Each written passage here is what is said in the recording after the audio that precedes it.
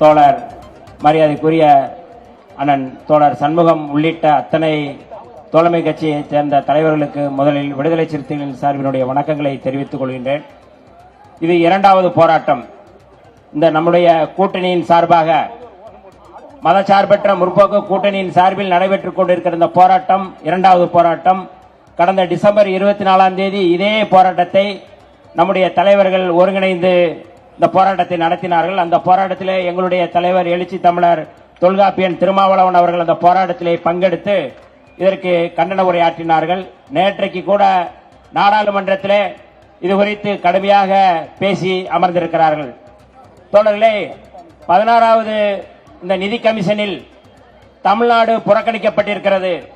தமிழ்நாடு புறக்கணிக்கப்பட்டிருப்பதன் மூலமாக ஒட்டுமொத்தமாக இந்த மக்களை புறக்கணித்திருக்கிறார்கள். நாம் நடத்துகின்ற இந்த போராட்டம் வெறுமனே நம்முடைய கூட்டணிக்கான போராட்டம் அல்ல, ஒட்டுமொத்த தமிழ்நாட்டுக்குமான. மத்திய அரசின் பட்ஜெட்டை கண்டித்து திமுக கூட்டணி கட்சிகள் ஆர்ப்பாட்டத்தில் ஈடுபட்டிருக்கிறார்கள். அதில் விடுதலை சிறுத்தைகள் கட்சியைச் சேர்ந்த வன்னியரசு பேசினார். மத்திய பட்ஜெட்டில் தமிழகம் புறக்கணிக்கப்பட்டதாக அவர் தனது குற்றச்சாட்டை முன்வைத்திருக்கிறார்.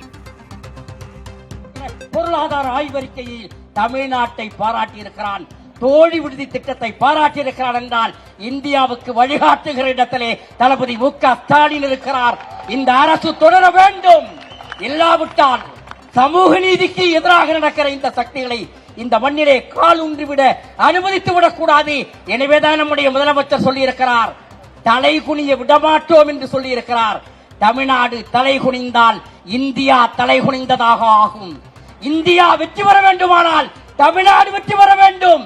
திராவிட முன்னேற்ற கழக தலைமையிலான இந்த அணி வெற்றி பெற வேண்டும் என்கிற உறுதியை எடுப்போம் என்று தெரிவித்து எங்கள் ஆரியூர் தலைவர் வைகோ அவர்கள் அமெரிக்க வரி பயங்கரவாதம் டாக்ஸ் டெரரிசம் என்று சொன்னாரே, இன்றைக்கு அந்த டாக்ஸ் டெரரிசம் இந்திய விவசாயத்தை விழுங்குவதற்கு எல்லா மாநிலங்களையும் ஒப்பிட்டு பார்க்கும் பொழுது தமிழ்நாடு முதன்மை மாநிலங்களாக மாறி வருகிறது.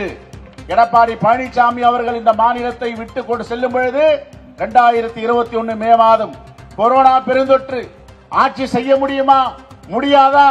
ஏற்கனவே வட்டி கட்ட திணறிக் கொண்டிருக்கிறார்கள். கொரோனா பெருந்தொற்றில் மிகப்பெரிய நட்டம் ஏற்பட்டு இருக்கிறது.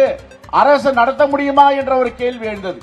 திறமையாக நடத்தி எண்ணும் எழுத்தும் திட்டத்தை கொண்டு வந்தார். என்னுடைய குழந்தைகள் கொரோனா பெருந்தொற்று காலத்தில் வீட்டில் முடங்கி இருக்கக்கூடாது என்று தாயுமானவர் திட்டமாகட்டும், இல்லம் தேடி கல்வியாகட்டும், மக்களை தேடி மருத்துவமாகட்டும் இந்தியாவே திரும்பி பார்த்தது. எல்லோரும் முடங்கி இருக்கிறார்கள். ஆட்சியாளர்களும் பயந்திருக்கிறார்கள். கொரோனா பெருந்தொற்றிலிருந்து உயிரை காப்பாற்றிக் கொள்ள முடியுமா என்று. ஆனால் தன்னை பணயம் வைத்து கொரோனா பெருந்தொற்று வாரில உடை அணிந்து அங்கே மக்களுக்கு ஆதரவு சொன்ன ஒரே முதலமைச்சர் தமிழ்நாட்டில் முதலமைச்சர் என்ற பெருமை நமக்கு இருக்கிறது. ஆகவே தான் மோடிக்கு யாரை கண்டால் பயம் என்றால் இருவரை கண்டால் இந்தியாவில் பயம். இருவரை கண்டால் பயம். ஒருவர் நாடாளுமன்றத்தில் சிங்கம் போல் கர்ஜிக்கின்ற ராகுல் காந்தியை கண்டால் பயம். இங்க தமிழ்நாட்டின் முதலமைச்சர் முத்துவேல் கருணாநிதி ஸ்டாலின் என்ற ஒரு தலைவர் இருக்கிறார்.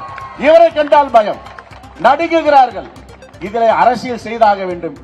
அரசியல் எப்படி செய்வது என்று புரியாமல் தமிழ்நாட்டு நலனை தாரை வார்த்து கூட்டு எடப்பாடி பழனிசாமி அவர்கள் எதை தின்னால் பித்தம் தெளியும் என்று தெரியாமல் ஒரு நாளைக்கு புதுடெல்லியில் என்னென்ன எழுதி கொடுக்கிறார்களோ அதை படிக்கிறார். இன்னைக்கு ஒரு படிச்சிருக்காருன்னா தெரியுங்களா, இந்த மும்மொழி திட்டத்தை நடைமுறைப்படுத்துறது இப்போ காங்கிரஸ் சொல்லியிருக்காரு. எடப்பாடி பழனிசாமி அவர்களை திருவண்ணாமலை நாடாளுமன்ற உறுப்பினர் தர்மலிங்கம் அவர்களும் ஈவி.கே. சம்பத் அவர்களும் ஜவஹர்லால் நேரு அவர்களை சந்திக்கிறார்கள். தலைவர் தமிழ்நாட்டின் முதலமைச்சர் அனுப்புகிறார். சந்திக்கும் பொழுது ஜவஹர்லால் நேரு சொல்லுகிறார், தமிழ்நாடு மக்கள் என்ன மொழியை படிக்க வேண்டும் என்பதை அவர்கள் தீர்மானிக்கட்டும். இருமொழி கொள்கையா? இருமொழி கொள்கை தொடரும். தமிழும் ஆங்கிலமும் இருக்கும், இந்தி வராது என்று சொன்னார். வாயில சொல்லல. தர்மலிங்கம் அவர்களும் ஈவி.கே. சம்பத் அவர்களும் வீட்டுக்கு செல்லுகிறார்கள் எம்பியுடைய குடியிருப்பு. ஜவஹர்லால் நேரு அவர் போவதற்கு முன்னே அங்கு ஒரு கடிதம் காத்திருக்கிறது. அதில் உங்க தலைவருக்கு இந்த மடல், இருமொழி கொள்கை தொடரும், இந்தி வராது, தமிழும் ஆங்கிலமும் தொடர் மொழியாக இருக்கும், நீங்கள் எதற்கும் கவலைப்பட வேண்டாம், நான் பிரதமருடைய. சென்னையில் நடந்து வரும் திமுக கூட்டணி கட்சிகள் ஆர்ப்பாட்டத்தில் செல்வ பெருந்தகை உரையாற்றி வருகிறார். அதில் மு.க. ஸ்டாலின் என்பவர் மிகவும் சக்தி வாய்ந்த ஒரு ஆற்றலாக இருப்பதாகவும், அதேபோல பிரதமர் மோடிக்கு அச்சம் தரக்கூடிய ஒருவராக இருப்பதாகவும் கூறியிருக்கிறார். அதேபோல டெல்லியில் எதிர்க்கட்சித் தலைவர் ராகுல் காந்தியை கண்டு பிரதமர் அஞ்சுவதாகவும் அவர் கூறியிருக்கிறார்.